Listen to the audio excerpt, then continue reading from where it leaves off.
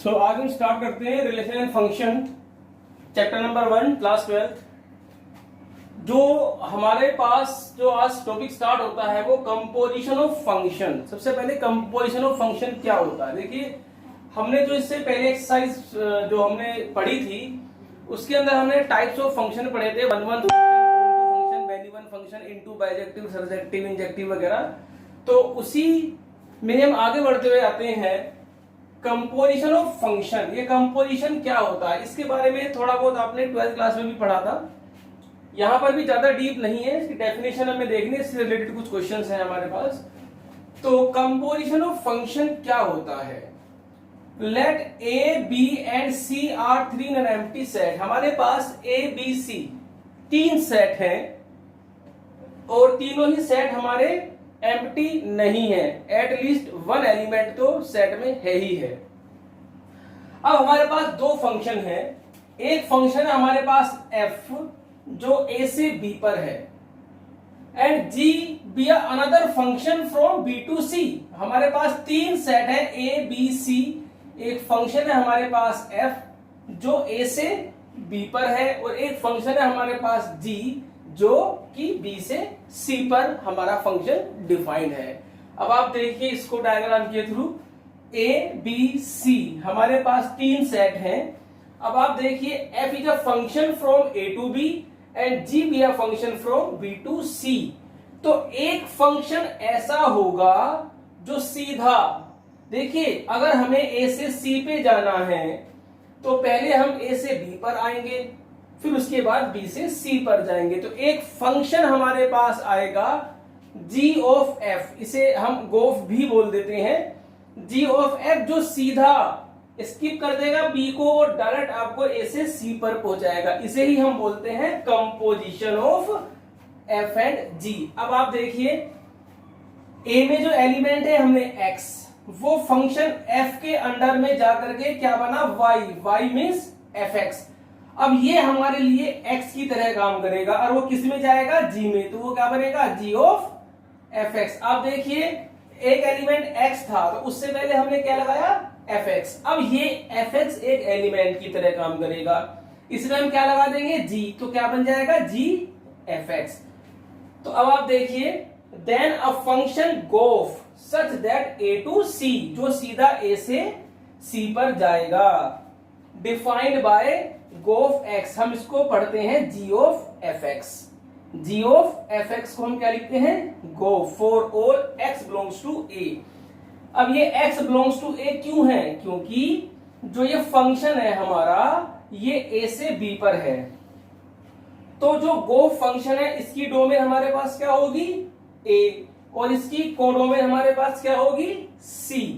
तो ये फंक्शन क्योंकि a से c पर जा रही है। अब आप देखिए a तो f की डोमेन है, a f की डोमेन है, तो गोफ की डोमेन भी क्या होगी हमारे पास a ही होगी। अब आप देखिए जो g की डोमेन है, जो g की डोमेन है, ये डोमेन हुई, ये आपकी रेंज बोल दो या कोडोमेन बोल दो।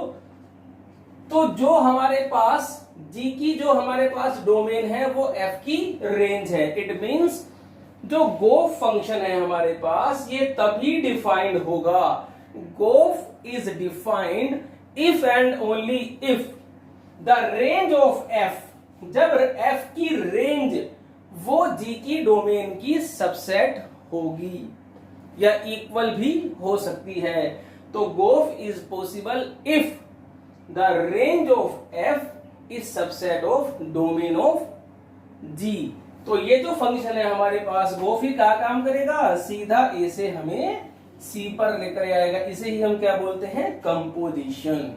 अब आप देखिए इससे रिलेटेड मैंने एक क्वेश्चन भी लिखा है यहाँ पर, एक बार और आप देख लीजिए। जो फंक्शन f हमारा कहाँ है a से b और हमारे पास g फंक्शन कहाँ है b से c, तो गोफ क्या होगा डायरेक्ट पहुंचा देगा a से c पर। ऐसे ही एक फंक्शन और होता है इसी में ही, इसे हम फोग बोलते हैं, फोग। ये क्या करेगा उल्टा c से a पर ले जाएगा, c टू a। अगर वापस जाओगे c से a पर तो वो क्या होगा हमारे पास फोग, ये भी क्या है, कंपोजिशन किसकी, एफ और जी फंक्शन का कंपोजिशन है, दो फंक्शनों को मिलाना।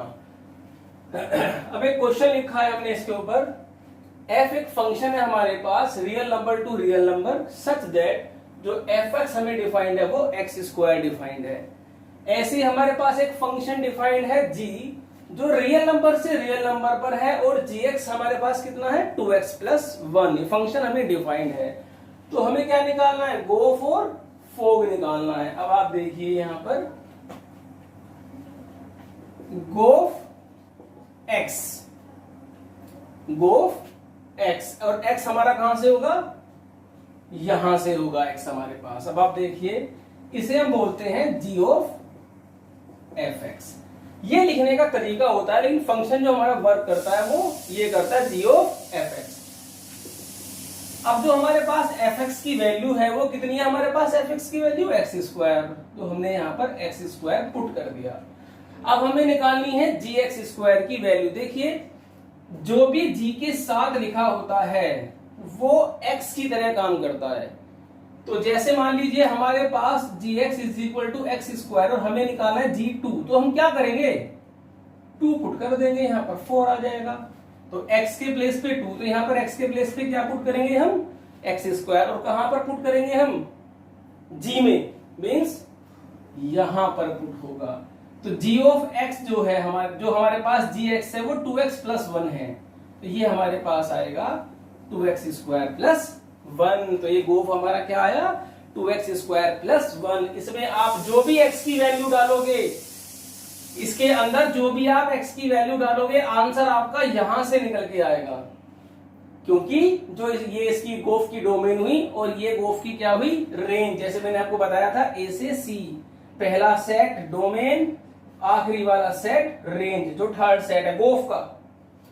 अब हमें क्या निकालना है, सेकंड पे देखो फोग। अब आप देखिए यहां पर इसका मीनिंग हुआ जी ऑफ एफ एक्स। क्या मीनिंग हुआ इसका, एफ ऑफ जी एक्स।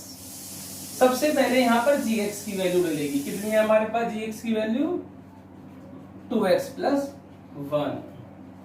अब ये जो f के साथ लिखा हुआ है सारा का सारा वो क्या है हमारे पास x, और ये कहां पुट होगा, fx में। इसको हम x मान लेते हैं और ये हमारी वैल्यू यहां पर पुट होगी। तो ये आएगा हमारे पास 2x प्लस 1 का whole square, 4x square plus 1 plus 4x। तो ये गोफ और फोग निकल गया। अब आप देखिए यहां पर जो गोफ और फोग हैं ये आपस में इक्वल नहीं आए हैं। हमें नहीं देखना इक्वल आए या नहीं आए, हमसे इतना बोला है, हमसे कहा है क्वेश्चन के अंदर गोफ और फोग निकालना है।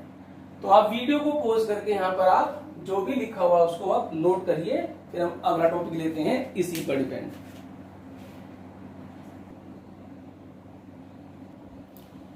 जी f is a function, f और जी हमारे पास दो फंक्शन हैं जो कि इस सेट से ये इस पर डिफाइंड है, और जी जो है हमारा वो 3, 4, 5, 9 से 7, 11 और 15 एक सेट है उस पर हमें डिफाइंड है, सच दैट जो एफ के अंदर जो एलिमेंट है वो हमें गिवन है, जी के अंदर जो एलिमेंट है वो हमें गिवन है, और हमें क्या निकालना है, गोफ निकालना है, जी ऑफ एफ हमें निकालना है। No we have to find the value of g of f. Start करते हैं। देखिए सबसे पहली बात तो मैंने आपको बताया था, यहां पे मैं नोट फिर दोबारा लिख देता हूं। नंबर 1, गोफ इज पॉसिबल। गोफ कब पॉसिबल है, इफ एंड ओनली इफ, ये इंपॉर्टेंट बात है तो ध्यान से देखना जरा। If range of F is subset of domain of G. जब f की जो रेंज है वो g की जो डोमेन है उसकी सबसेट होगी, ठीक है। अब हम देखते हैं f की रेंज क्या है। रेंज ऑफ f, देखिए दोनों जो फंक्शन है ना हमारे, ये f और g दोनों फंक्शन हमारे मिनिमल फंक्शन है। मैन्युअल फंक्शन क्यों है? क्योंकि 4 की इमेज भी 5 आ रही है और 5 की इमेज भी 5, तो दो एलिमेंट की इमेज हमारे पास दो सेम आ रहे हैं, इसका मतलब क्या हुआ? ये मैन्युअल फंक्शन हुआ। देखिए आप जरा यहाँ पर, ये सेट है हमारे पास, इसे हम ए नाम दे देते हैं, इसको बी।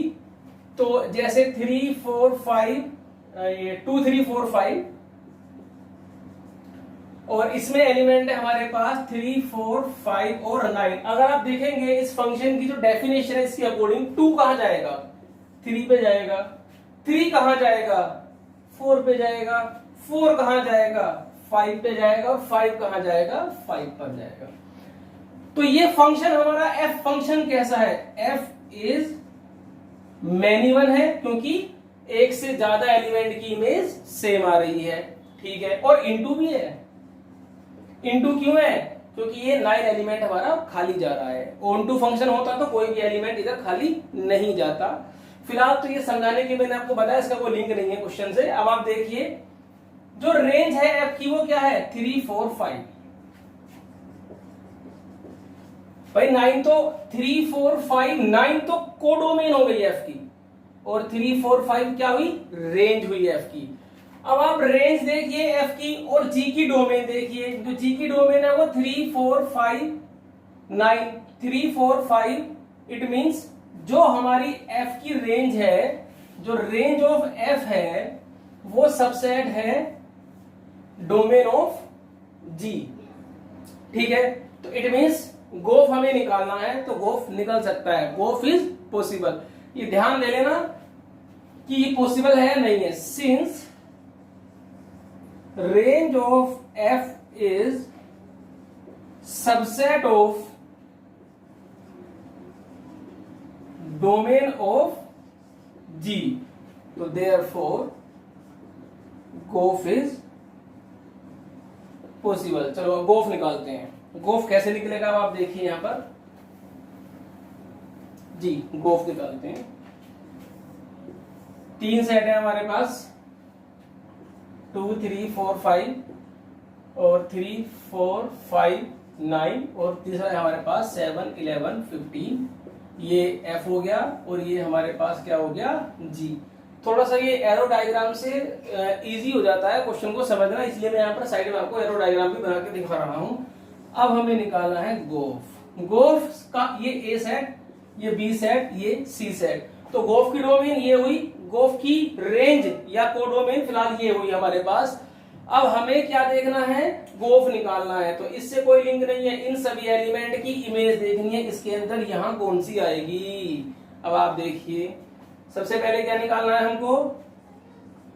गोफ 1 निकालना है, गोफ 2 निकालना है, गोफ 3 निकालना है, गोफ 4 निकालना है और गोफ 5 निकालना है। मैंने आपको बताया था ये लिखने का तरीका होता है, लेकिन रीडिंग करते हैं इसकी। G of F X, F X means 2, G of F 3, G of F4, G of F5। अब देखिए F2 की वैल्यू, तो 2 की वैल्यू, F2 की वैल्यू कितनी है हमारे पास? 3। F2 की वैल्यू हमारे पास कितनी है? 3। और F3 की वैल्यू कितनी है हमारे पास? F3 की वैल्यू हमारे पास है 4।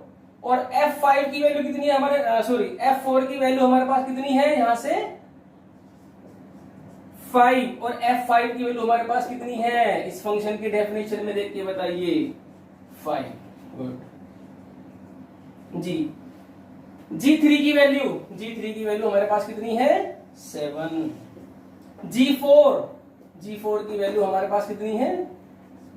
7। और G5 की वैल्यू हमारे पास कितनी है? 11। और G9 की G2 की वैल्यू, तो जो G2 है हमारा यहां से, अब जो G2 की वैल्यू हम निकालेंगे,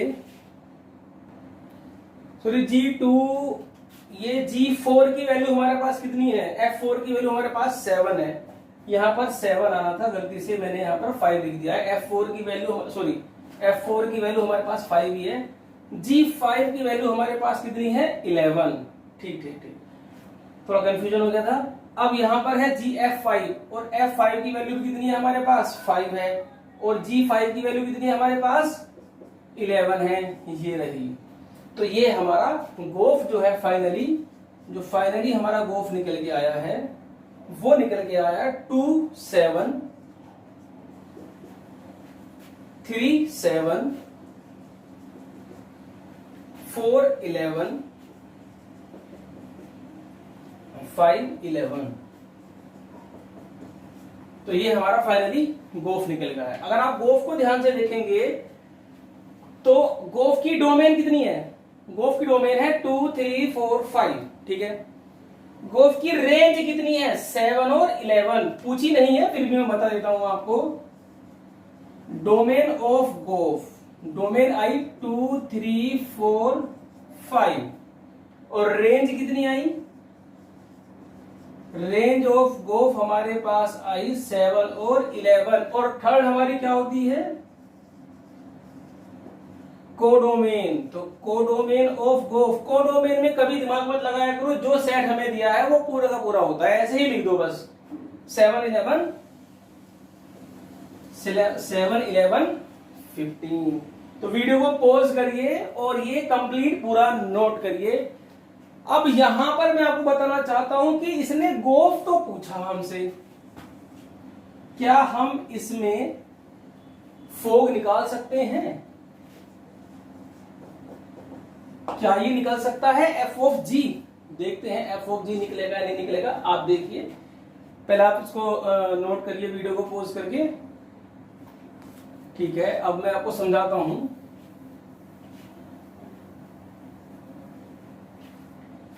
क्या फोग पॉसिबल है, note number 2, fog is possible if, fog is possible if जो रेंज है, रेंज किसकी जी की, जो जी की रेंज है हमारे पास वो होनी चाहिए डोमेन ऑफ एफ। अगर जो रेंज है हमारी जी की वो हमारे पास is subset of domain of F, तो range of G is subset of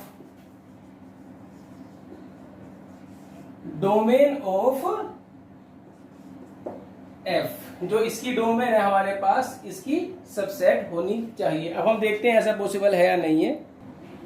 तो अभी हम देखते हैं कि जो हमारी पास जो जी की जो रेंज है, जो जी की हमारे पास रेंज है वो है 7 और 11, जो कि एफ की सबसेट होनी चाहिए थी, डोमेन की सबसेट। डोमेन क्या है हमारे पास एफ की 2 3 4 11, ये इसके सबसेट नहीं है, इसीलिए यहां पर जो है हमारे पास जो फोग है वो इज नॉट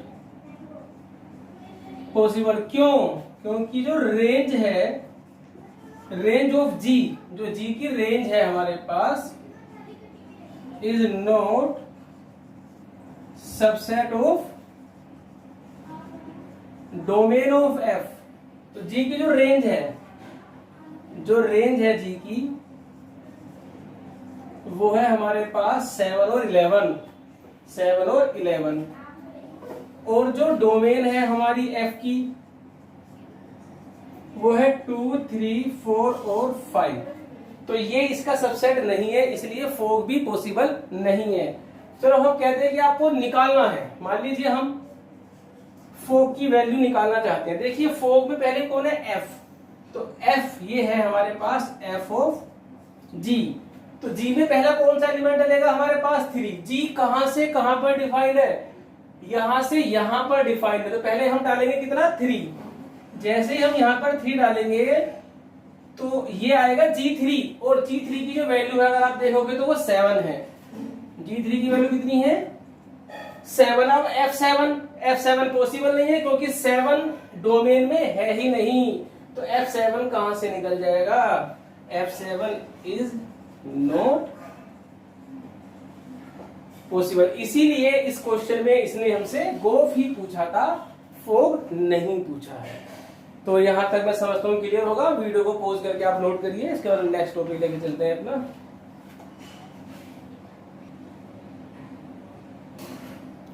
अब हमारा नेक्स्ट टॉपिक है इन्वर्टेबल फंक्शन। ये मोस्ट इंपॉर्टेंट टॉपिक है, इसको थोड़ा आपको ध्यान से समझना है कि इन्वर्टेबल फंक्शन क्या होते हैं और कैसे निकालते हैं। देखिए इन्वर्टेबल, ये वर्ड आप पहले भी सुन चुके हो मैट्रिक्स में, इन्वर्टेबल मैट्रिक्स। तो ये हर जगह डेफिनेशन सेम ही होती है। तो अब हमारे पास है फंक्शन। इन्वर्टेबल फंक्शन हम किसे बोलते हैं? इसका इनवर्स एग्जिस्ट करता हो। तो आप देखिए इसकी definition, let f such that a tends to b, f is a function from a to b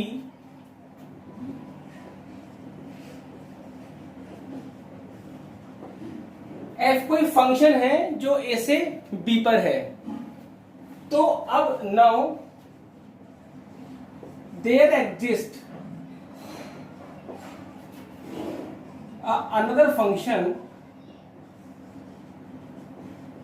हमारे पास एक फंक्शन और है g जो b से a पर है। मीन्स जो इसकी डोमेन है वो इसकी रेंज है, जो इसकी रेंज है वो इसकी डोमेन है। Let f a to b be a function, then there exists another function g such that b to a such that ये फंक्शन हमारे पास g फंक्शन हमारे पास एक ऐसा फंक्शन है जिसका कंपोजिशन अगर हम निकालें, यानी कि g ऑफ f x जो है वो x i, और जो हमारे पास, अब आप देखिए यहां एक मिनट, यहां और फोग वो भी कितना है हमारे पास y। अब यहां पर समझिए जरा आप कि यहां पर आप देखिए गोफ और फोग दोनों जो भी एलिमेंट हम डालें वो ही इमेज आए, मतलब 1 की इमेज 1 आए, 2 की इमेज 2 आए, 3 की इमेज 3 आए। तो जब कोई फंक्शन सेम इमेज देता है एलिमेंट की, हम उसे बोलते हैं आइडेंटिटी फंक्शन। तो आपने मैट्रिक्स में भी पढ़ा था, जब हम किसी मैट्रिक्स में उसके इनवर्स की मल्टीप्लाई करते रिजल्ट क्या आता है? आइडेंटिटी। तो यहां पर कंपोजिशन होता है कि f of g of x, अगर x निकाले तो x ही इमेज आए, और अगर हम फोग निकाले y रखने पर तो इमेज क्या है? y ही आए। अब ये x y का क्या बन रहा है ये आप देखिए। देखो ऐसा होता है कि ये x है, ये y है, ये g f, ठीक है। जो f जो है f हम क्या डालेंगे? x डालेंगे तो y आएगा। हम क्या डालेंगे x के अंदर? यहां पर x डलेगा ना पहले, जब f है पहले, तो इसलिए यहां पर क्या आया हमारे पास? x, और यहां पर हमारे पास क्या आया? ये y आया। तो जब हम यहां पर हम निकालेंगे गोफ तो हमें क्या डालेंगे? y डालेंगे। तो इसी तरह से यहां पर x डलता है और यहां पर क्या डलता है? y। इसमें कोई बड़ी बात नहीं, वेरिएबल है, आप कुछ भी डाल सकते हैं। फिलहाल ये इसलिए बताया गया है क्योंकि जब हम g निकालेंगे तो g के जो एलिमेंट है, g फंक्शन है हमारा y से x पर, तो जब हम g पर इमेज निकालेंगे तो y पुट करेंगे, ठीक है। तो जब हम वैल्यू पुट करेंगे जो भी एलिमेंट, अब वही रिजल्ट आए हमारा, तो ऐसे में हम क्या कहते हैं? f इज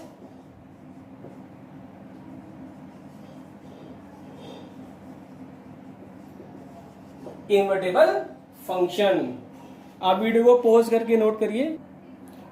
तो यहां से देखिए, अब आप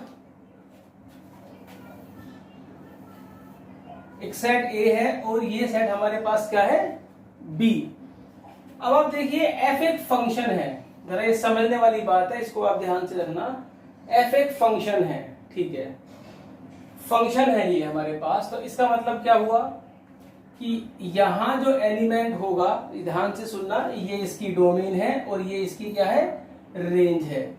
तो इट मींस डोमेन के अंदर, देखिए आप ये ध्यान से देखना अभी, तो यहां पर मैंने क्या बताया था? f is invertible function. यहां चेक होता है कि फंक्शन हमारा कैसा है? इन्वर्टेबल। और जो ये फंक्शन है हमारा g, यही इनवर्स होता है। g is inverse of f। तो हम इसे डिनोट करते हैं f inverse equal to g। तो हमें एक g फंक्शन ढूंढना होता है। तो अभी मैं यहां पर आपको इसके थ्रू मैं आपको बताता हूं। देखिए f एक फंक्शन है, तो ये इसकी डोमेन है और ये इसकी क्या हुई, कोडोमेन, या आप रेंज भी कह सकते हो। अब हमारा मतलब क्या है कि f एक फंक्शन है, तो यहां से कोई भी एलिमेंट खाली नहीं जाएगा। ये बात तो पक्की है, थोड़े कम एलिमेंट ले लेते हैं, यहां से यहां पर भी कुछ एलिमेंट है। अब आप देखिए, क्योंकि f एक फंक्शन है और ये इसकी डोमेन है, तो ये एलिमेंट कहीं ना कहीं जाकर के अपनी इमेज जरूर लेगा। चलो इसे यहां मिला देते हैं। तो ये हमारा फंक्शन अपनी इमेज जरूर लेगा, ठीक है। मैनी वन भी, अभी ये देखना यहां पर मैनी वन भी हो सकता है फंक्शन हमारा, f जो है मैनी वन भी हो सकता है। मैंने फिलहाल क्या बनाया है, ये वन वन बनाया है। अब क्योंकि g भी एक फंक्शन है, क्योंकि g भी एक फंक्शन है, तो ये हुई g की डोमेन और ये हुई g की रेंज। देखिए दोबारा सुनिए, f एक फंक्शन है, तो इधर से इधर कोई भी एलिमेंट खाली नहीं जा सकता, डोमेन का कोई भी एलिमेंट कभी खाली नहीं जाता। और इन्वर्टेबल फंक्शन, क्योंकि जो फंक्शन का इनवर्स होता है वो भी एक फंक्शन ही होता है, क्योंकि f जो फंक्शन है वो b से a पर है, तो ये इसकी डोमेन हुई, तो इधर भी कोई एलिमेंट खाली नहीं हो सकता। तो इट मीन्स ये जो मैंने एलिमेंट खाली छोड़ा है, तो इसका भी कोई ना कोई एलिमेंट आपको जरूर मिलेगा। अब आप सुनिए, ठीक है। अब आप यहां पर देखिए जो मैं बताना चाह रहा हूं, देखो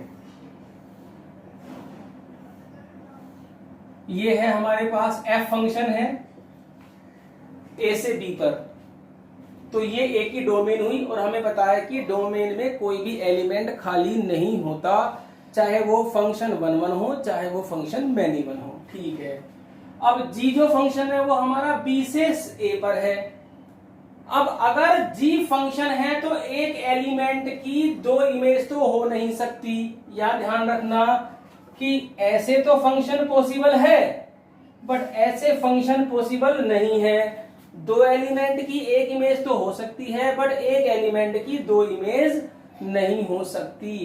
तो अब मैं यहां पर क्या बताना चाह रहा हूं आपको कि f तो फंक्शन है लेकिन यहां से g फंक्शन नहीं है, तो इनवर्स यहां पर एग्जिस्ट नहीं कर रहा। क्यों नहीं कर रहा इनवर्स एग्जिस्ट? क्योंकि एक एलिमेंट की एक से ज्यादा इमेज है। तो इसका मतलब ये हुआ कि अगर एक एलिमेंट की इमेज इधर एक जाएगी तो इधर भी एक ही एलिमेंट की एक ही इमेज जाएगी। समझने वाली बात है कि इधर से एक एलिमेंट की अगर एक इमेज जाएगी तो इधर भी एलिमेंट खाली नहीं होने चाहिए, तो इधर भी एक एलिमेंट की एक ही इमेज होनी चाहिए। इसका मतलब क्या हुआ? इसका मतलब ये हुआ कि अगर फंक्शन f, यहां पर एक नोट है, if f is 1 1 on 2 then f is invertible function। मतलब 1 1 on 2 होना जरूरी है। कैसे 1 1 on 2? अब आप देखिए, देखो अगर इन्वर्टेबल का केस आप लेते हो तो 1 1 भी और on 2 भी। अब आप देखिए यहां से मैंने 4 एलिमेंट लिए, फंक्शन कैसा है 1 1, एक एलिमेंट की एक इमेज, एक एलिमेंट की एक इमेज, एक एलिमेंट की एक इमेज। on 2 का मतलब क्या हुआ कि इधर कोई भी एलिमेंट खाली नहीं होने चाहिए। तो अब आप देखिए a से b पर फंक्शन हो गया 1 1 on 2। अगर आप वापस देखोगे g b to a तो वो भी 1 1 on 2 ही है। तो इनवर्स तभी एग्जिस्ट करेगा क्योंकि g क्या होता है, g भी एक फंक्शन ही होता है। अगर g फंक्शन है, चाहे भले वो इनवर्स है तो फंक्शन ही, तो अब फंक्शन भी एक एलिमेंट की एक ही इमेज देगा, एक एलिमेंट की दो इमेज नहीं दे सकता। अब आप देखिए, मैं मैनी वन से समझाता हूं आपको। एफ यहां से ठीक है, एफ फंक्शन है, मैनी वन फंक्शन है, ये हमारा ओन टू भी है, लेकिन मैनी वन है। लेकिन जब हम यहां से वापस देखते हैं तो ये देखो, दो इमेज आ गई एक ही एलिमेंट की। इसका मतलब यहां पर जो है g इज नॉट फंक्शन, तो यहां पर g जो है हमारे यानी कि इनवर्स, वो एग्जिस्ट ही नहीं करेगा। तो अगर इनवर्स एग्जिस्ट करेगा तो फंक्शन का 1 1 ऑन टू होना बहुत जरूरी है। तो अब हम इसकी वर्किंग होती है इन्वर्टेबल फंक्शन चेक करने को, इनवर्स निकालने की। सबसे पहले आप फंक्शन को चेक करेंगे 1 1, फिर आप चेक करोगे ऑन टू। जब फंक्शन हमारा 1 1 ऑन टू दोनों हो जाएंगे तब हम कहेंगे कि फंक्शन हमारा इन्वर्टेबल है। उसके बाद हम ये वाला काम करके दिखाएंगे। हमें क्या है, हमें जी ढूंढना है जो इस प्रॉपर्टी को सेटिस्फाई करता है। तो पहले तो चेक करेंगे इन्वर्टेबल है या नहीं है, उसके बाद हम क्या करेंगे, जी ढूंढ करके ये हम चेक करके दिखाएंगे कि फंक्शन हमारा इनवर्स क्या है। इन्वर्टेबल तो चेक हो जाएगा 1 1 ऑन टू से, इनवर्स निकलेगा यहां से। तो अभी आप एक क्वेश्चन के थ्रू मैं आपको समझाता हूं, आप वीडियो को पॉज करके नोट करिएगा। अभी हम एक क्वेश्चन करते हैं इन्वर्टेबल फंक्शन से रिलेटेड। जितनी भी मैंने अभी थ्योरी बताई है वो आपको तभी क्लियर होगी जब मैं आपको पहले एक क्वेश्चन करके दिखाऊंगा। अभी आप देखना, एक क्वेश्चन है हमारे पास, f is a function from real number to real number such that fx is equal to 4x plus 3x। 3.1 का मैंने क्वेश्चन लिया है।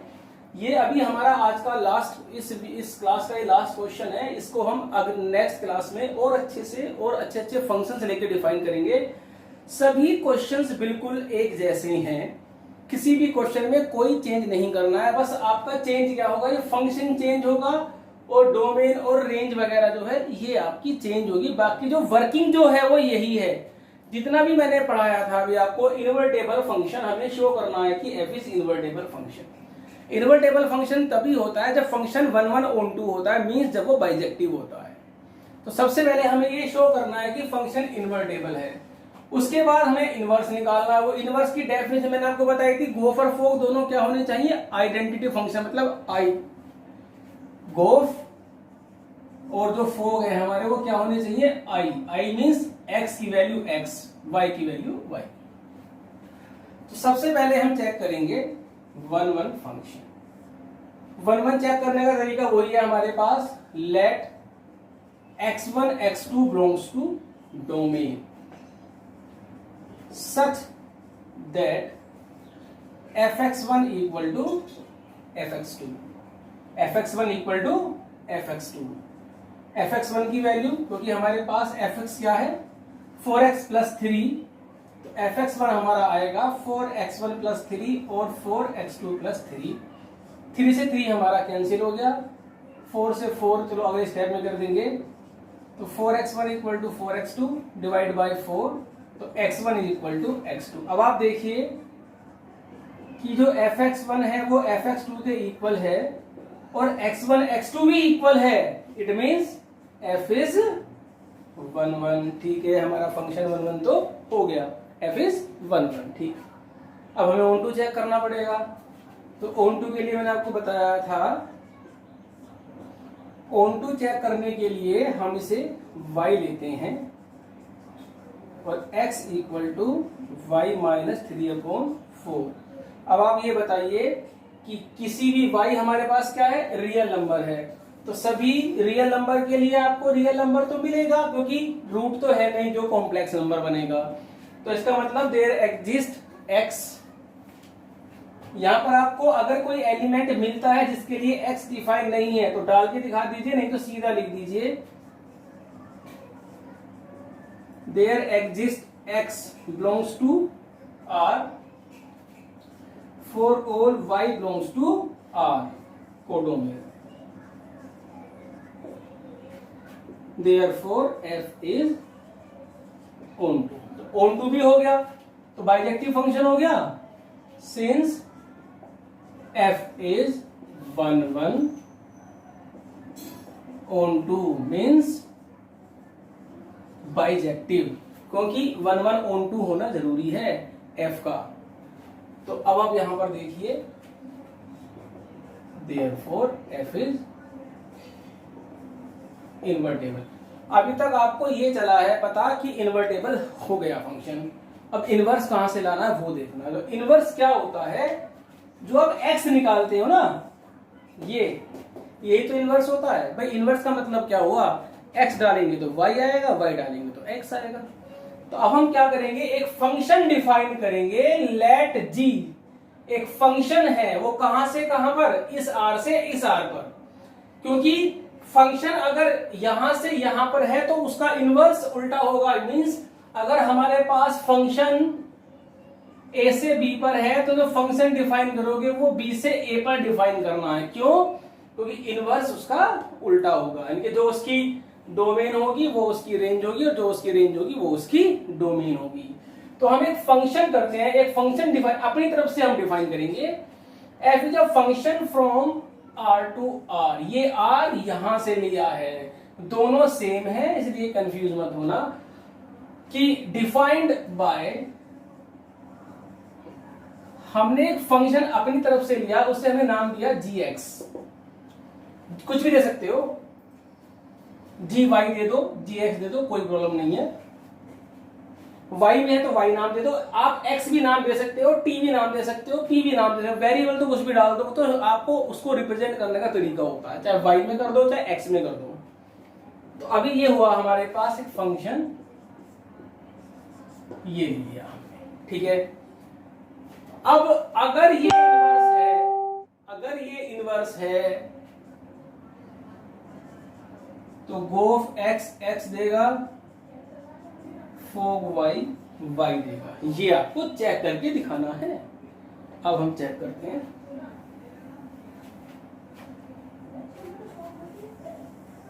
जी,